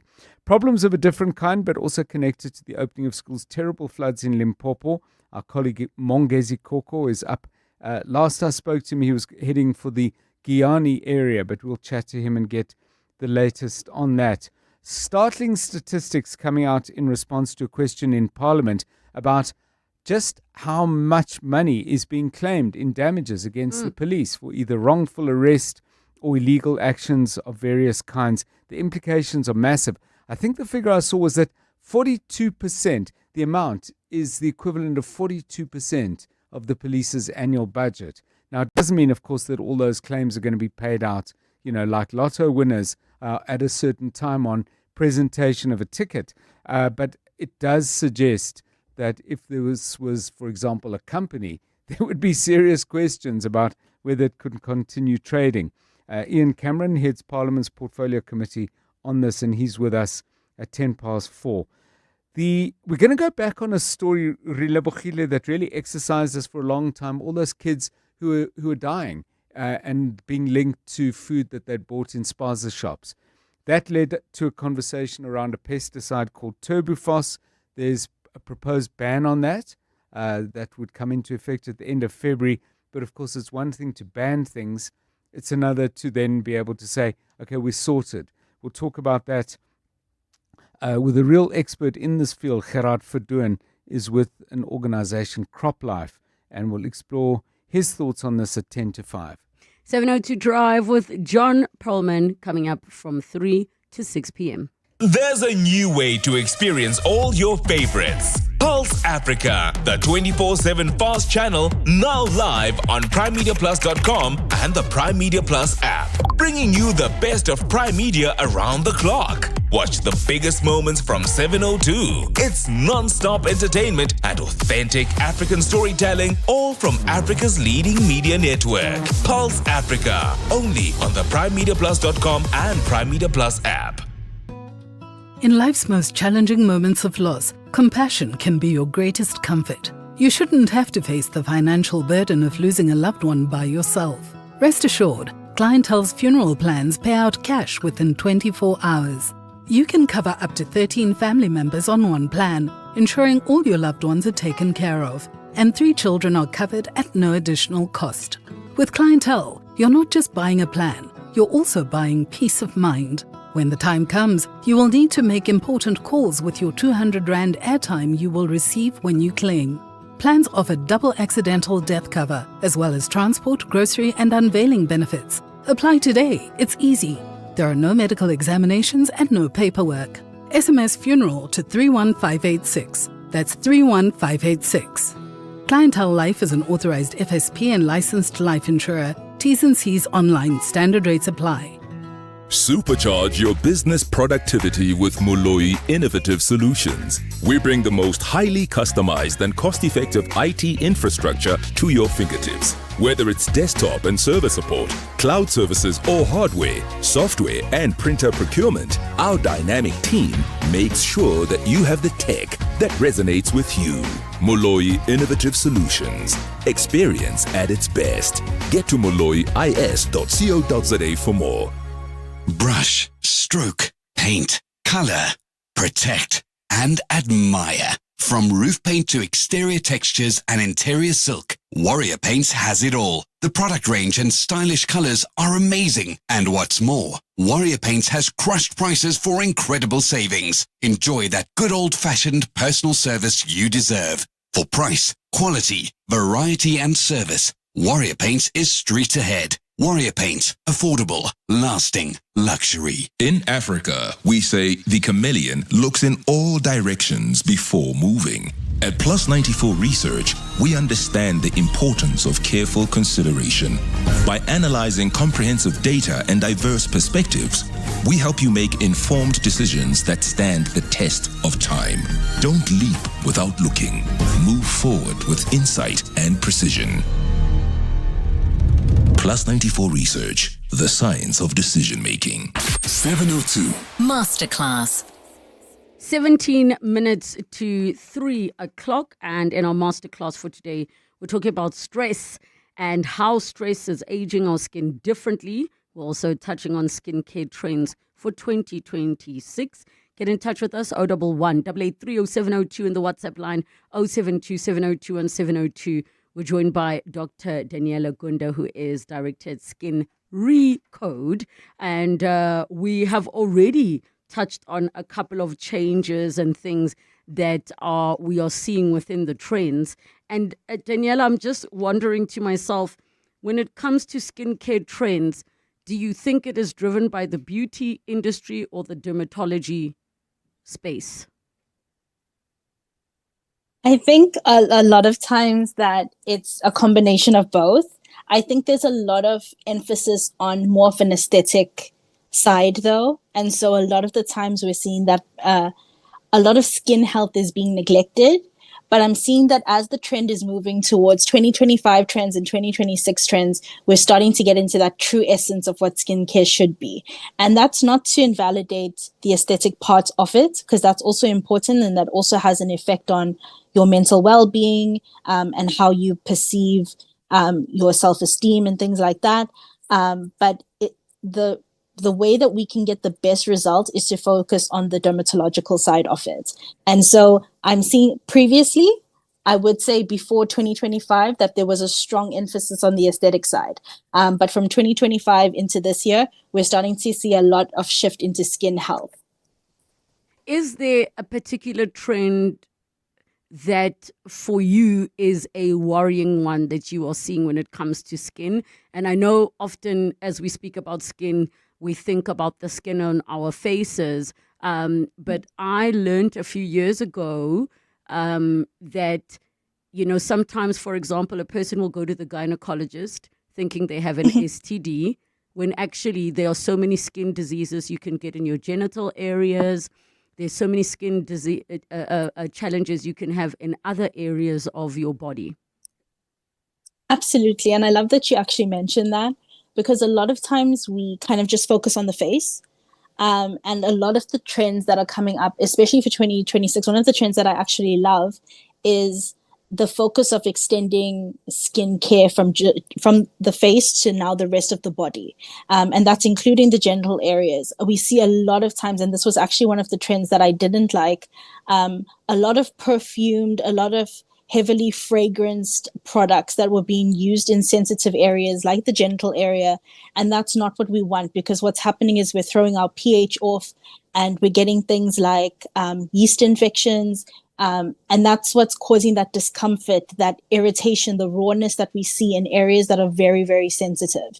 And so I'm glad that we're actually moving away from that. But that was one of those trends where there was just this focus on fragrance and smelling good. And the best thing about the genital area is that it's a self-cleaning space. And so while you do need to use soap on the external parts, we shouldn't be using those heavily fragranced things that throw off the pH and throw off the balance. And another part of the body that's getting a little more focus is actually the scalp. And so what we're seeing is that there's a move to start trying to take care of the scalp a little better. We're seeing those little head spas come up where we're focusing on zooming in on the scalp and looking at the dehydration and looking if there's flakiness and kind of moving towards treating that. So that's really a great thing that's come up. But I do like the move away from harsh chemicals. That has been a very big trend. And so I'm glad that as 2026 comes, we're moving away from that, because we were using very harsh chemicals on our face, very harsh chemicals on our genital areas, as well as our scalps. I'm so glad you mentioned the scalp, because, I've met one or two people who've spoken to me about the fact that the only reason they started paying attention to their scalp was because of their eczema issues, that the scalp was always just treated as a secondary to what you need to do with the hair. So putting hair food and things like that, whereas the scalp is also still part of the skin, even if it's got so much hair growing out of it. Is there anything in particular that you think people should be doing to their scalps that they are not maybe hydrating? I've heard of individuals saying even just spraying your scalp with water, it's skin the same way the rest of your skin is. So the great thing about, so like your scalp, it's like your skin, very individual. And so you need to focus on making sure that you have personalized hair care routines. And this doesn't mean that it has to be expensive or elaborate, but it means that you have to focus on things like products that are medically graded. So at our clinic at Skin Recode, we keep hair products, we keep a hair routine that is full of fatty acids for the scalp. So our hair cleanser, for example, has fatty acids, which is omega-3, 6, and 9. And that's what's keeping that great pH balance in the scalp without stripping. A lot of the times what happens is the more harsher shampoos and the chemicals, it strips your scalp in order to give it that clean look. And so that's not what we want. We want a clean scalp, but we also want a balanced scalp, because without a good scalp, you're never going to get great hair growth or healthy hair growth. And the hair that you already have is not going to last as long as it should with an unhealthy scalp. All right, we're going to go to the lines. We've got a caller, Dean from Ridgeway on 011-883-0702. Go ahead, Dean. Hi, good afternoon. Thank you for taking my call. I just want to find out what can I use for aging skin and also for bags under the eyes. So is the, Dean, are you referring to your aging skin in general or specifically the face? Specifically my face only. Okay. Thank you so much, Dean. Daniela? Hello? So hi, Dean. So what we want to do is we want to use products that contain hyaluronic acid. So hyaluronic acid is a wonderful product, and you can find that in cleansers and you can find that in serums. And so, as well as moisturizers, but a lot of the times, especially if you're noticing aging as a very dramatic effect on your skin, you want to make sure that it's in the serum. So I think things like hyaluronic acid would be the best one for you. And you want to make sure you're focusing on your water intake, as well as making sure that the products you're using are moisturizing. Moisture levels are one of the best things that help slow down the aging process of the skin, as well as boost up collagen levels. And that's what we really want to happen in the skin. Dean, do you know what that acid is?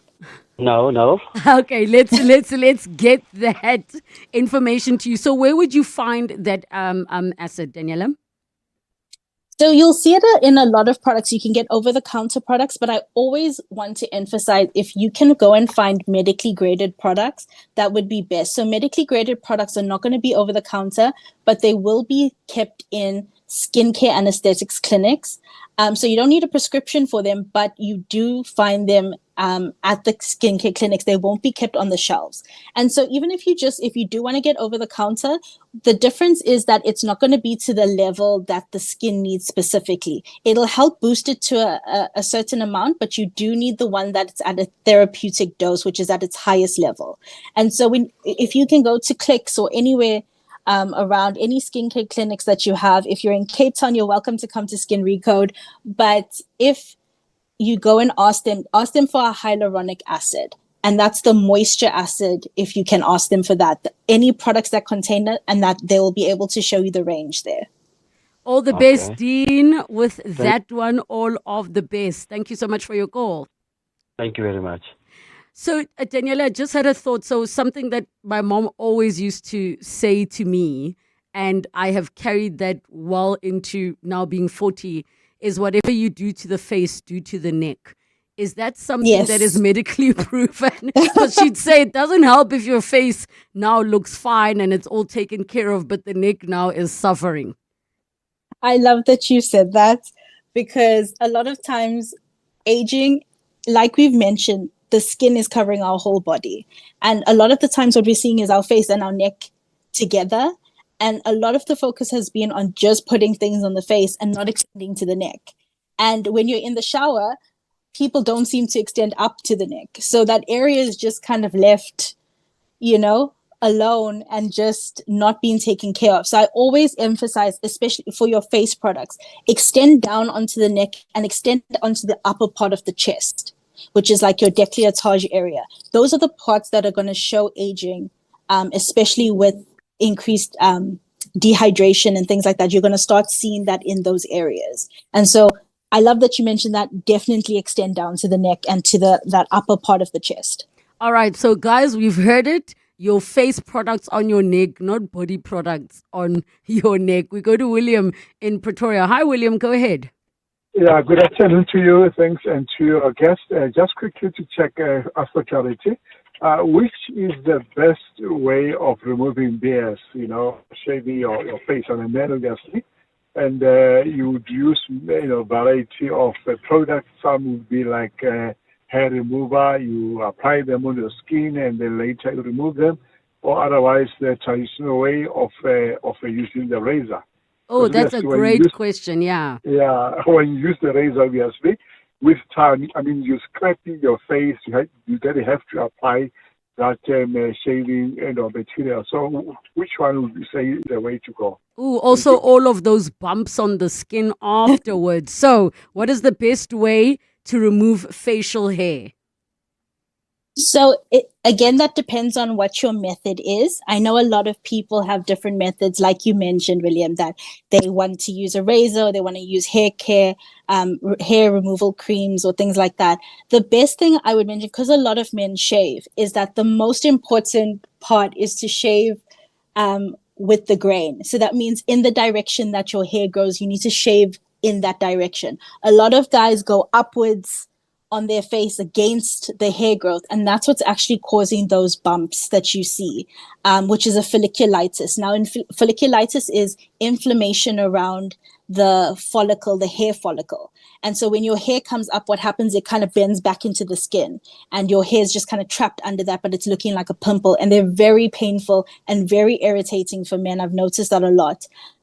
So what you want to do is make sure that you're always cleansing the area before you shave. Make sure that it's a clean slate. Make sure that your blade is clean. We always emphasize changing your blade. So try not to use the same blade every single time that you shave, or if it is a multi-use one, make sure that you're changing it at least every 2 weeks, and then you're going to shave with the grain of the hair. That is the most important part. That's kind of going to prevent those nicks or those ingrown hairs that you have. And then what we want to do is, a lot of guys are using aftershave that is very, very chemical and strong, and we don't want that. The skin is a very sensitive organ, whether you're a man, whether you're a female. A lot of products are marketed male or female, but for both of us, it's very sensitive. So what you want to do is you want to use gentle cleansers, gentle foamers, and make sure that you're cleaning that area. And then a great trick for those bumps and for those areas that are being shaved is to use a hypochlorous mist. So hypochlorous is just a little spray that you use after you've shaved, and it'll prevent those little ingrowns. It'll prevent any sensitivity or any rawness that comes with the shaving. All right, we have time for one more. Sandra and Kailami, go ahead. Sure. Because of the holidays, I am like navy blue. I came back sunburned, like 5 shades darker. I'm now peeling, and I have very dry skin. So I want to find out, what can I use, and is it worth going for those IV whatever thing? Drips, IV drips. Yeah, is it worth doing that? And over and above after that, what moisturizers can I use to get my skin back to normality? All right, thank you, Sandra. Sandra, did you use sunscreen? Because it sounds like you got burnt. Yes. You did. I did. SPF what? SPF effing. It was the highest whatever, but my son is the because he kept on saying no. So I was in the water. So let's do this. Let me give Daniela an opportunity, because we're gonna have to cut this off shortly. Daniela, in 30 seconds, go ahead. Okay, so firstly, you need to use sunblock. Even though you've already got into the navy stage, you need to use sunblock to protect any further damage to the skin. And then in terms of a gentle way, because you're currently peeling, use aloe vera gel. It's actually one of the best gentle ways to kind of heal sunburn, take down the inflammation as well. And it's very gentle on the skin. It also has a cooling effect that helps with any rawness that you get from those sunburns. And then in terms of once you've done healing and once that sunburn's gone and your skin is back, you can use, make sure you use moisturizers that have lactic acid in them. So it's a very gentle acid, but it always provides an exfoliation in the skin. And so that would be great to kind of maintain the skin, keep it soft, and take slough off any dead skin that you have afterwards. We've run out of time. I'm so sad, but we'll definitely be calling you again. Thank you so much, Daniela, for your time. Thank you. The pain of losing a loved one is never easy. It will leave you feeling overwhelmed. At Clientele, we understand that burying loved ones with dignity truly matters. Our funeral plans pay out cash within just 24 hours, and you receive 200 Rand airtime when you claim to make those important calls. Plus, we cover up to 13 people on one plan. SMS funeral to 31586. That's 31586. Clientele Life is an authorized FSP and licensed life insurer. T's and C's online. Standard rates apply. Need a seat? Try 7 or 5. It's your call. Want a sunroof? Make it a panoramic. Gotta have power? How does award-winning 138 kilowatt sound? The Changan CS75 Pro is big enough for the kids, smart enough for your playlist, and stylish enough for your Friday night too. Why settle when you can have it all without compromise? The Changan CS75 Pro. Drive tomorrow's SUV today. Visit changanmotors.co.za for more. Changan, driven to evolve. Enjoy the thrill of the Soccer Punches Challenge Weekend Edition, an all-new platform from Hollywood Bets. You stand a chance to win a share of the 5 million Rand jackpot when you bet 5 Rand or more on selected EPL matches over the weekend and correctly predict 10 out of 10 winning margins. Or chase the share of the 50,000 Rand leaderboard prize. Entry is free. Let this soccer season bring sizzling success. Bet now. T's and C's apply. Hollywood Sportsbook is a licensed betting operator. No persons under the age of 18 years are permitted to gamble. Winners know when to stop. South African Responsible Gambling Foundation toll-free counseling line 0800 006 008 or WhatsApp HELP to 076 675 0710. So, does your loan pay you back? With the Nedbank personal loan, you can cover education costs and get 200 Rand cash back every month when you open a My Goals Plus or premium account with your loan. That's extra cash to help with life's monthly extras. Now that's a loan that pays you back. Visit nedbank.co.za or search Nedbank personal loans today. See money differently. Nedbank. We're a licensed FSP and registered credit provider. T's and C's apply. Thank you for joining us. It's 3 o'clock. This is EWN. Details of the late DJ Waris's protection order come to light in court, and Limpopo floodwaters sweep through a local clinic, leaving patients stranded.